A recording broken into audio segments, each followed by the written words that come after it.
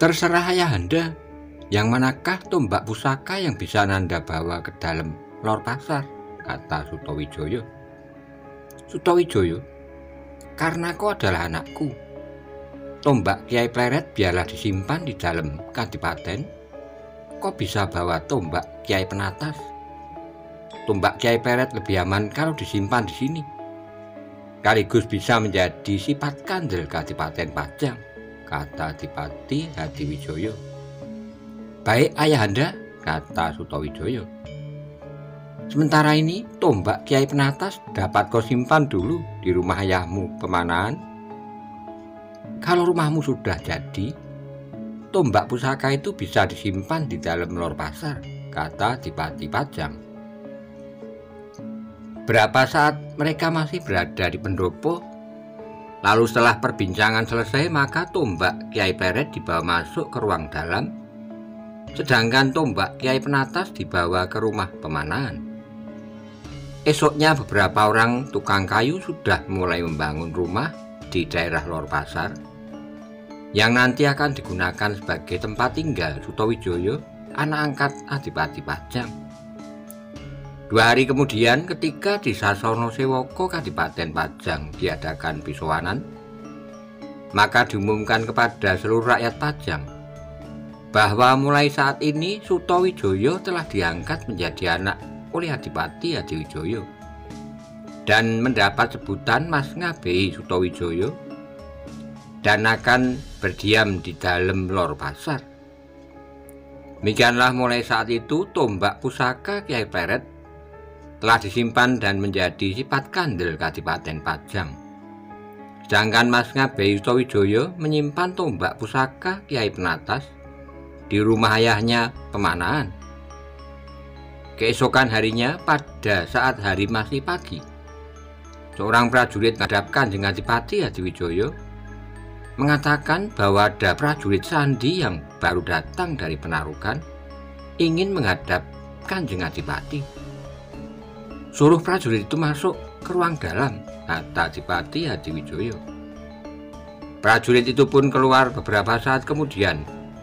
Masuklah seorang prajurit sandi Pajang yang bertugas di Panarukan.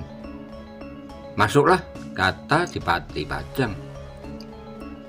Prajurit sandi itu pun masuk ke ruangan dalam. Kemudian ia pun duduk bersila di hadapan Adipati Hadiwijaya. Kabar apa yang kau bawa dari Panarukan? Tanya sang Adipati. Tidak ada kabar baru, Kanjeng Adipati. Pasukan Demak masih belum menyerang ke dalam benteng Panarukan, kata prajurit sandi. Adipati Hadiwijaya mengangguk-anggukkan kepalanya. Lalu ia pun bertanya, ada berita lainnya? Tidak ada, Kanjeng Adipati, kata prajurit sandi itu. Ya, kalau begitu kau boleh pulang, kata Adipati Pajang. Prajurit itu pun kemudian pamit untuk beristirahat, lalu ia pun keluar dari ruang dalam. Adipati Hadiwijaya kemudian memanggil seorang prajurit untuk mempersiapkan seekor kuda. Kemudian sang Adipati pun pergi ke daerah Lor Pasar untuk melihat pembangunan rumah anak angkatnya Mas Ngabei Sutawijaya. Karena letak dalem Mas Ngabei Sutawijaya berada di daerah Lor Pasar, mulai saat itu Sutawijaya pun sering dipanggil dengan sebutan Mas Ngabei Loreng Pasar. Matahari pun terlihat masih memancarkan sinar dan panasnya di bumi Pajang.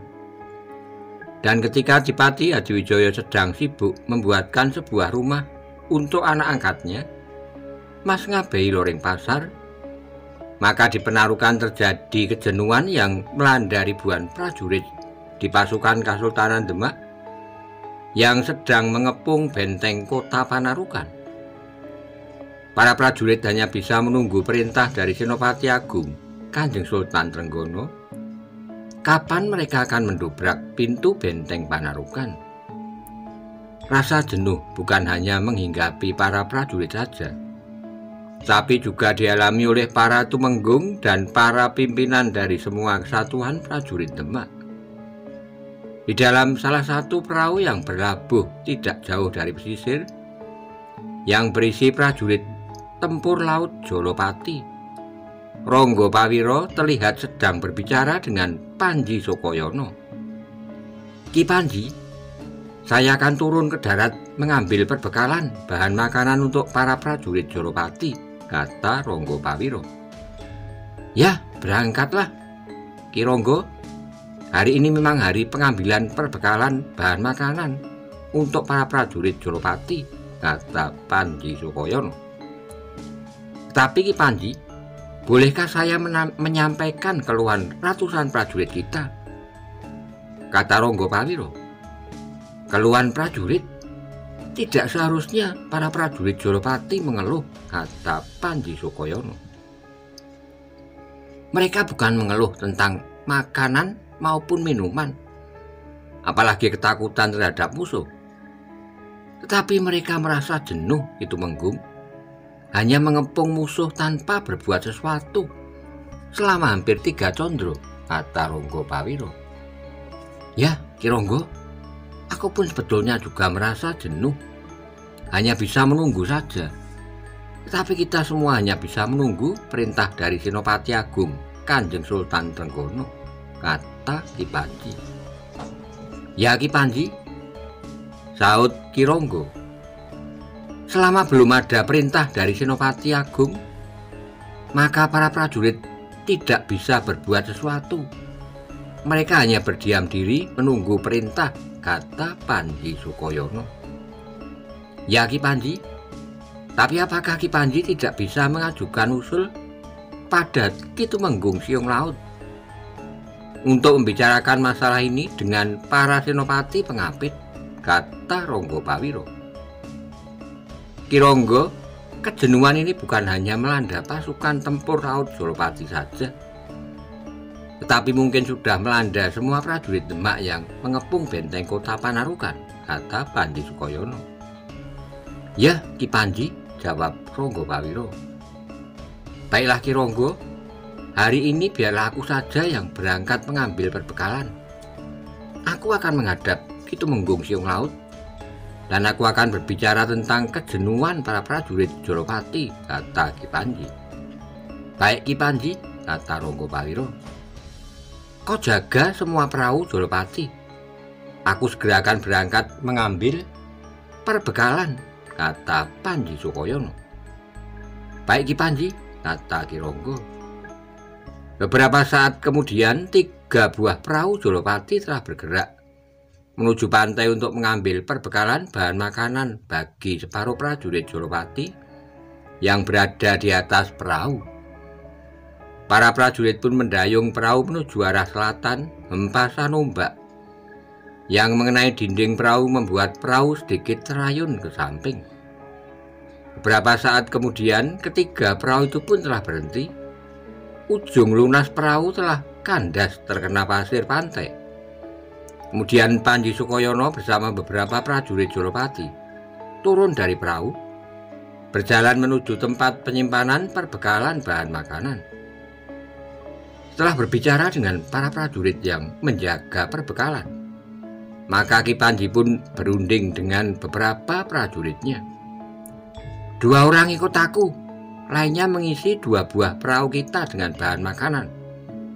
Aku akan mencari Ki Tumenggung Siung Laut. Setelah kalian selesai, tunggu aku di sini," kata Panji Sukoyono. Setelah berkata demikian, maka Ki Panji Sukoyono bersama 2 orang prajuritnya berjalan mengitari benteng menuju perkemahan Jolopati, tempat berkumpulnya separuh pasukan Jolopati. Ketika Panji bertemu dengan beberapa prajurit Jolopati, maka para prajurit pun mengangguk hormat. "Di mana Ki Tumenggung Siung Laut?" tanya Panji Sukoyono. "Ada di dalam gubuk Ki Panji," kata salah seorang prajurit. Panji Sukoyono kemudian berjalan menuju gubuk tempat Tumenggung Siung Laut. Lalu seorang prajurit memberitahukan kepada Tumenggung Siung Laut tentang kedatangan Panji Sukoyono. "Masuklah Ki Panji," kata Tumenggung Siung Laut. "Terima kasih Ki Tumenggung," kata Panji Sukoyono. Lalu ia pun masuk ke dalam gubuk kedua prajurit yang mengawalnya menunggu di luar gubuk. "Duduklah Ki Panji," kata Ki Tumenggung. "Terima kasih Ki Tumenggung," kata Panji Sukoyono. Kemudian ia pun duduk di atas dingklik kayu, dihadap oleh Tumenggung Siung Laut. "Kau akan mengambil perbekalan bahan makanan Ki Panji?" tanya Ki Tumenggung. "Ya Ki Tumenggung, bahan makanan sedang dimuat ke dalam perahu," kata Ki Panji. "Ya, bagaimana dengan para prajurit Jolopati yang berada di atas perahu?" tanya Ki Tumenggung. "Itu yang akan saya sampaikan Ki Tumenggung. Keadaan dan keinginan ratusan prajurit Jolopati yang berada di atas perahu," kata Panji Sukoyono. "Ada apa dengan para prajurit Jolopati yang berada di atas perahu?" tanya Tumenggung Siung Laut. "Mereka baik-baik saja Ki Tumenggung. Hanya hampir semua prajurit Jolopati resah. Karena merasa jenuh, hampir 3 condro kita mengepung benteng Panarukan, tetapi tidak berbuat apapun juga. Mereka ingin segera mendobrak pintu benteng sehingga permasalahan Demak dan Penarukan bisa cepat selesai," kata Panji Sukoyono. "Ki Panji," kata Tumenggung Siung Laut. "Ya Ki Tumenggung," jawab Ki Panji. "Ternyata apa yang dirasakan oleh hampir semua prajurit Jolopati juga dirasakan oleh semua prajurit di sini. Aku baru saja bertemu dan berbicara dengan Tumenggung Suropati dari Wiromanggolo dan Tumenggung Suronoto dari Wirotamtomo. Para prajurit dari kesatuan mereka ternyata juga telah merasa jenuh. Mereka ingin segera menyerang masuk ke kota Penarukan," kata Tumenggung Siung Laut. "Ya Ki Tumenggung," kata Ki Panji. "Baik Ki Panji, aku akan menemui semua para Tumenggung dan Senopati Pengapit. Nanti bersama dengan Tumenggung Gajah Birowo, aku akan menghadap Senopati Agung Kanjeng Sultan Trenggono. Kalau Senopati Agung mengizinkan, besok pagi kita dobrak pintu benteng Penarukan," kata Tumenggung Siung Laut. "Baik Ki Tumenggung, segera saya persiapkan pasukan Jolopati untuk merapat ke pantai, bersiap untuk menyerang benteng Penarukan," kata Panji Sukoyono. "Jangan tergesa-gesa Ki Panji. Baiknya kedua perahu pengangkut perbekalan bahan makanan supaya diberangkatkan lebih dahulu. Sedangkan Ki Panji untuk sementara berada di sini dulu sambil menunggu perintah dari Senopati Agung.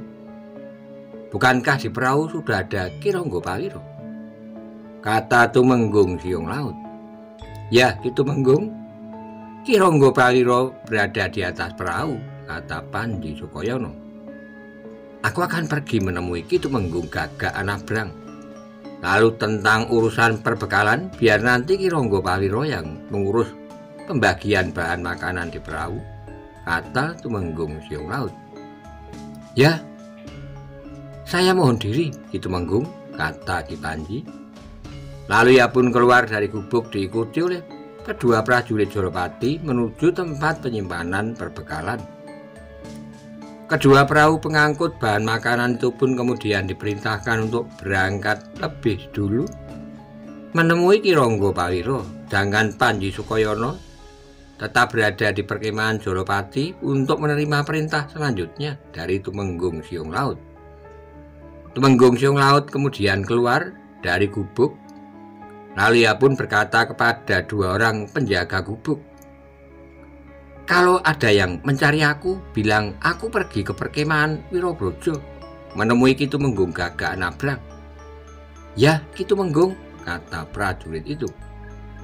Kemudian Tumenggung Siung Laut pun mengajak 2 orang prajurit Jolopati lainnya. Lalu mereka bertiga berjalan ke perkemahan prajurit Wirobrojo. Setelah sampai perkemahan Wirobrojo, lalu Ki Tumenggung pun bertanya pada salah seorang prajurit Wirobrojo, "Prajurit, apakah Ki Tumenggung Gagak Anabrang berada di dalam gubuknya?" tanya Tumenggung Siung Laut. "Ada, Ki Tumenggung sedang menerima tamu, Ki Tumenggung Ronopati dan Ki Tumenggung Palangnagara," kata prajurit itu. Baik, katakan kepada Ki Tumenggung Gagak Nabrang, aku ingin menemuinya, kata Tumenggung Siung Laut. Prajurit itu pun kemudian masuk ke dalam gubuk. Tak lama kemudian, ia pun keluar dari gubuk dan berkata, silahkan masuk Ki Tumenggung Siung Laut.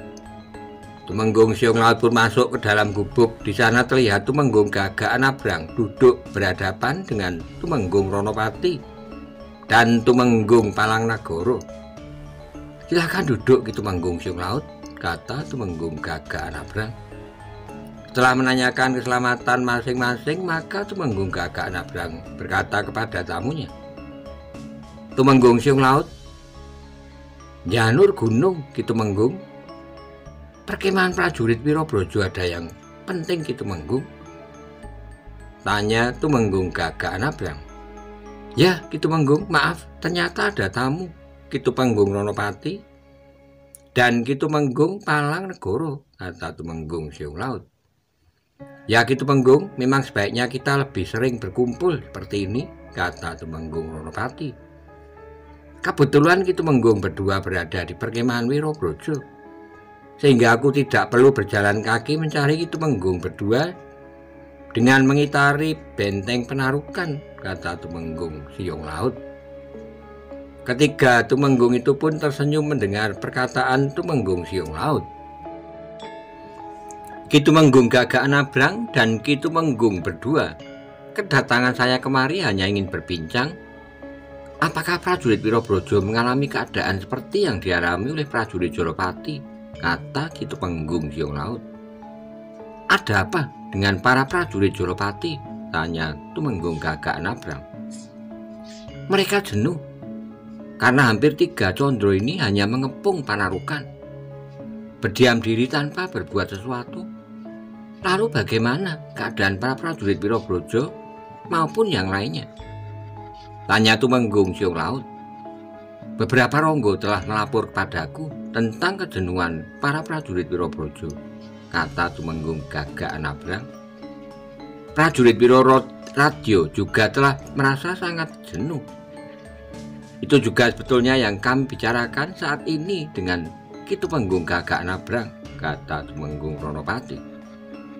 Ya, para prajurit Wirayuda juga telah merasa jenuh.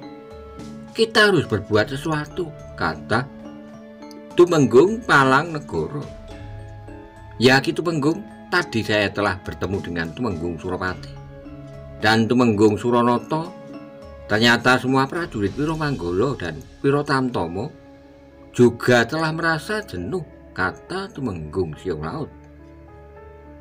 Ya, persoalan ini harus disampaikan kepada Senopati Muda Ki Tumenggung Gajah Birawa, kata Tumenggung Gagak Nabrang. Ya, sebaiknya memang dilaporkan kepada Senopati Muda sebagai wakil dari Senopati Agung, kata Tumenggung Palangnegara. Bersama Ki Tumenggung Gajah Birawa, nanti kita semua sebaiknya menghadap Senopati Agung Kanjeng Sultan Trenggono, kata Tumenggung Gagak Nabrang. Baik, nanti setelah matahari terbenam, kita berkumpul di sini, di perkemahan Wirabraja, kemah yang paling dekat dengan perkemahan Wirotamtama. Kita bersama-sama akan menghadap Senopati Agung, kata Tumenggung Gagak Nabrang. Ketiga Tumenggung lainnya mengangguk-anggukkan kepalanya, tanda menyetujui perkataan Tumenggung Gagak Nabrang. Ya, aku setuju. Kalau begitu aku mohon diri. Nanti setelah matahari terbenam, aku akan kemari lagi, kata Tumenggung Siung Laut.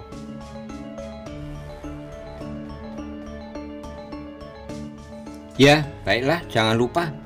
Nanti setelah matahari terbenam, kata Tumenggung Palangnegara.